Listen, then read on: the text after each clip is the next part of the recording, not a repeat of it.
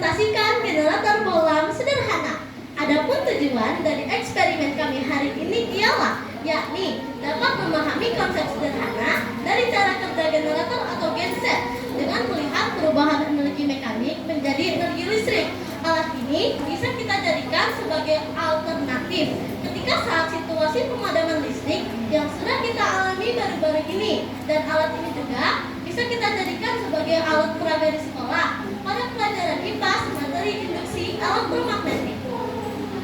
Adapun landasan teori berdasarkan eksperimen ini, menurut Bradley, pada tahun 2013 menyatakan bahwa generator listrik ini merupakan sebuah dinamo besar yang berfungsi sebagai pembangkit listrik. Generator listrik ini dapat mengubah energi mekanik, kinetik, atau gerak menjadi energi listrik. Di dalam kehidupan sehari-hari, banyak kita temukan peralatan yang menggunakan prinsip kerja generator. Salah satunya dinamo sepeda, genset, generator air, dan lain-lain. Generator listrik sangat dimanfaatkan di dalam kehidupan sehari-hari dengan menjadi alternatif yang digunakan ketika pembangkit listrik PLN tidak berfungsi. Hal ini berkaitan dengan bencana yang belakangan ini terjadi di Aceh. Pemadaman listrik secara massal yang mendesak masyarakat memilih untuk membeli dan menggunakan pembangkit listrik alternatif, yaitu generator atau genset. Hal itulah yang menjadi dasar ketertarikan kami untuk lebih memahami konsep dan prinsip kerja generator.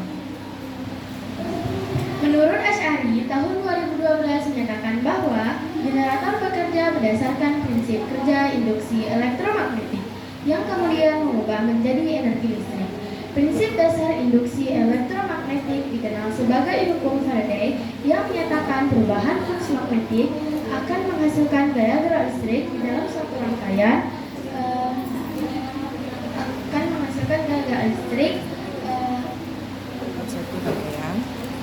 menghasilkan arus listrik.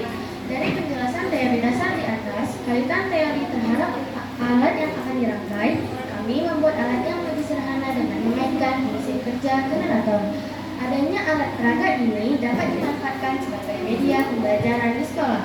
Kami menggunakan metode dengan alat dan bahan. Alatnya terdiri dari gergaji, obeng, pisau cutter, dan gunting. Bahannya terdiri dari kayu, papan triplek, kabel penghubung, lampu, karet tipe mekanik, dinamo, dan solasi. Langkah-langkah kerja. Pertama-tama, bagilah triplek untuk membuat desain menggunakan gergaji. Kemudian, gambarlah sketsa di atas triplek sesuai dengan desain alat. Setelah itu, potonglah sketsa yang sudah kita buat tadi menggunakan cutter. Selanjutnya, masukkanlah baut ke dalam sketsa baling-baling yang sudah kita potong tadi menggunakan obeng untuk menekatkannya. Pasanglah baling-baling dan dinamo di atas alas.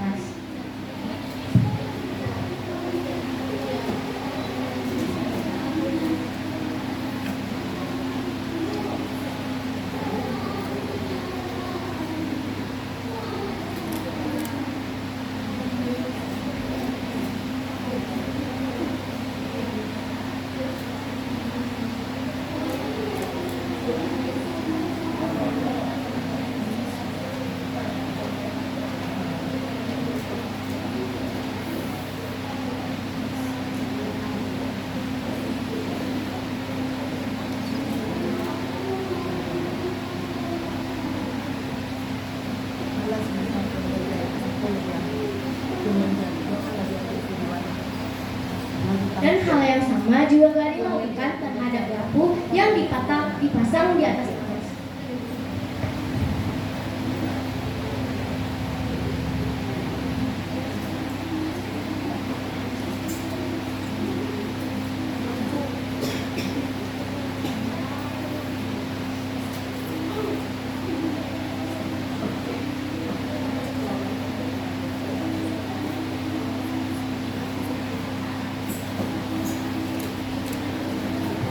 Selanjutnya, sambungkan kabel penghubung dinamo ke dudukan lampu.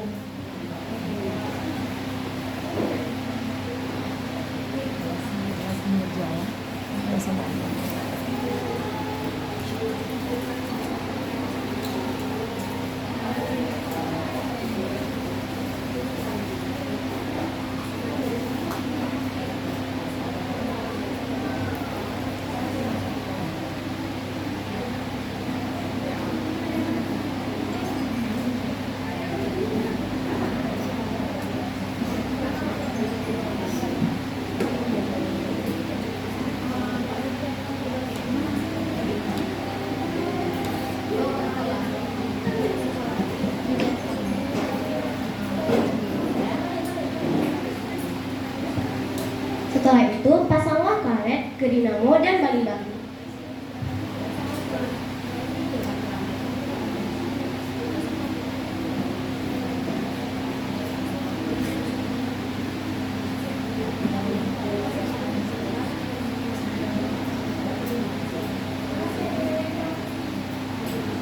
Terakhir, putarlah baling-baling dan lihatlah apa yang terjadi terhadap alat.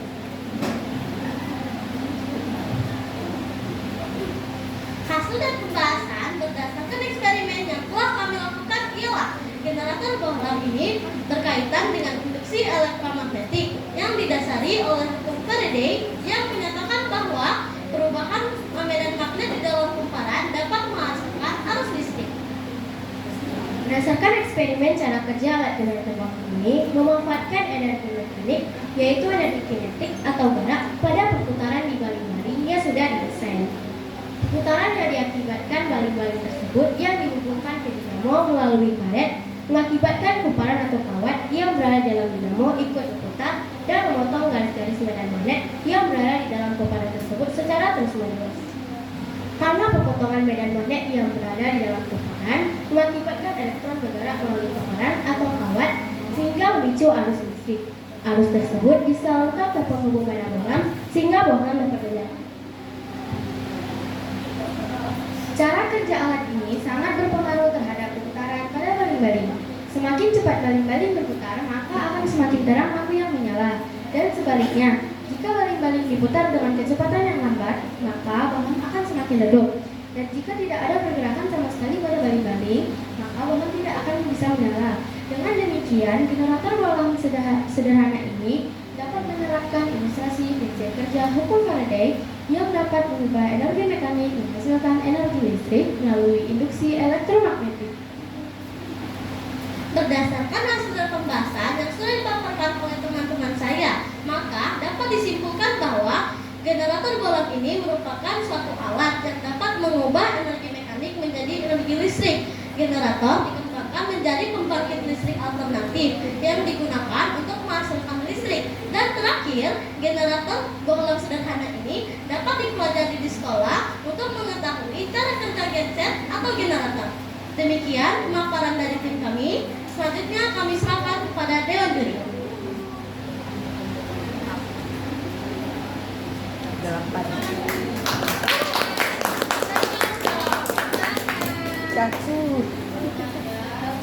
Alhamdulillah bagus sekali presentasinya ya. Ini kan yang dibawa tadi ya, konsep induksi elektromagnetik. Nah, sebenarnya apa itu induksi elektromagnetik? Gejala induksi elektromagnetik adalah gejala timbulnya arus listrik pada sekitar penghantar karena adanya perubahan medan magnet di sekeliling penghantar. Bagus sekali jawabannya ya, benar. Sekarang prinsip kerja alat tadi kan diputar ya. Apanya diputar tadi? Baling-baling. Baling-balingnya diputar, kemudian bisa hidup lampu. Kenapa itu?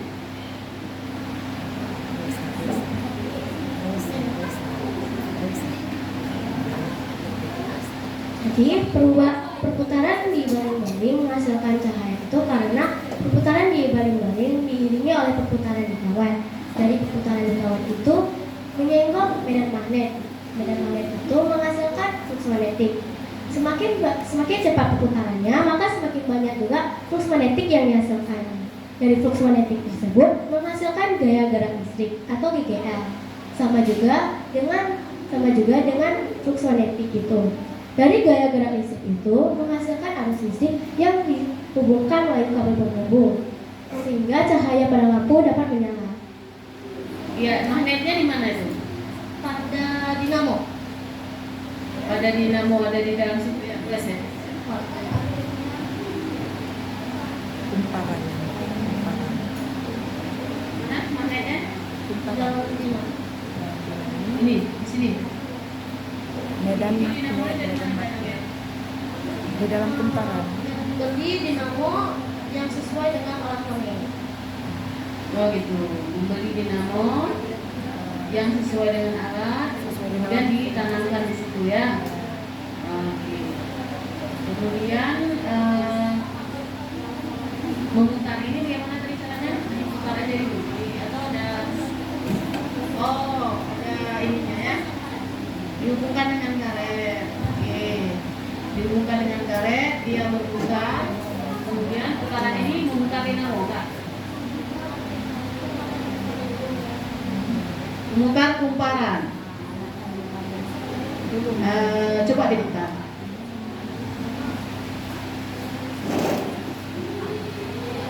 Memutar kumparan ya. Ini kan terpisah sebenarnya, ini hanya dihubungkan oleh karet. Artinya ketika ini memutar, ini putar juga? Enggak. Putar ya.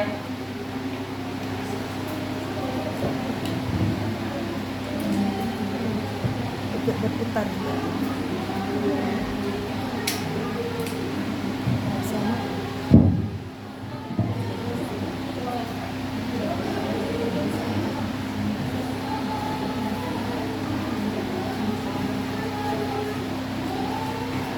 Ya, ikut berputar.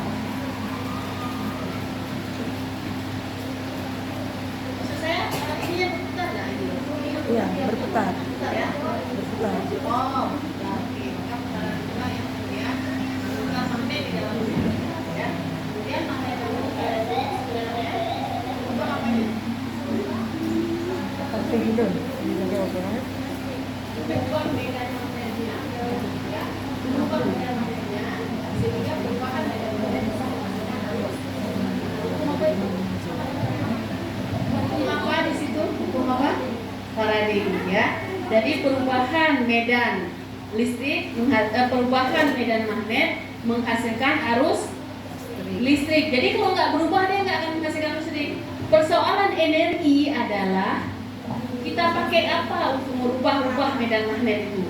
Kan itu persoalan energi, ya kan? Kalau kalian sendiri kan pakai energi mekanik, persis seperti yang terdapat pada lampu sepeda. Pernah naik sepeda di depan lampu kalau malam? Bagaimana lampunya bisa terang? Supaya lampunya bisa terang bagaimana? Gimana? Lampu pada sepeda bisa menyala karena adanya perputaran pada dayungan sepeda. Nah, kalau siang hidup nggak dia?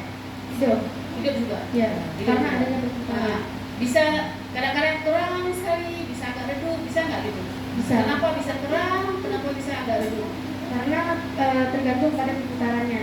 Tergantung. Nah, makin kencang sepeda kita dayung, Semakin terang makin menyala. berarti makin kencang kita dayung, makin cepat perubahan flux listriknya, flux magnetiknya, makin besar arus yang dihasilkan.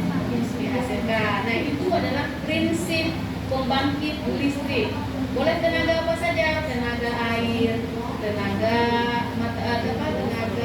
angin, ya. Jadi kalau tenaga air yang digunakan untuk menggerakkan kincir.